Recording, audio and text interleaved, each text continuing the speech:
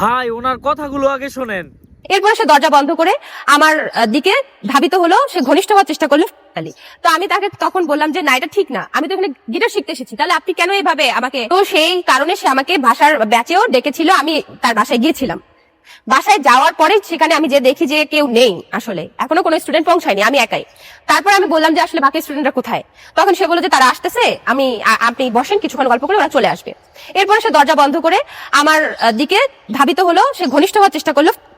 তো আমি তাকে তখন বললাম যে না, এটা ঠিক না, আমি তো এখানে গিটার শিখতে এসেছি, তাহলে আপনি কেন এইভাবে আমাকে ইয়া করবেন। তারপরেও আমি একটি মেয়ে, একটি ছেলে, আপনারা এটা বিষয়টা বুঝতেই পারতেছেন ভাই। একটি মেয়ের যদি অমত থাকে, দরজা বন্ধ করে ওই ফ্ল্যাটে কেউ নেই, তাহলে মেয়েটা কি শিকার হবে না? আপনারা বলেন। ওই সিচুয়েশনটা আমার অনুকূলে ছিল না, তাহলে আপনারা বারবার কেন বলতেছেন যে আমি নিজে থেকে শুয়ে পড়ছি?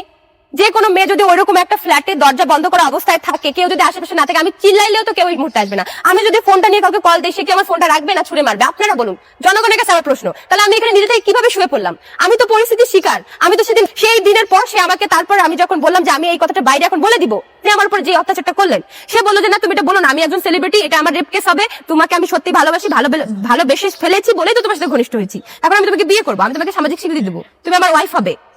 এই যে জিনিসটা সে আমাকে বললো, তারপরে আমি তার সাথে কন্টাক্ট অফ করার চেষ্টা করছি, আমি মানতে নারাজ। কিন্তু আমার সেই অবস্থায় কি করার ছিল বলেন তো?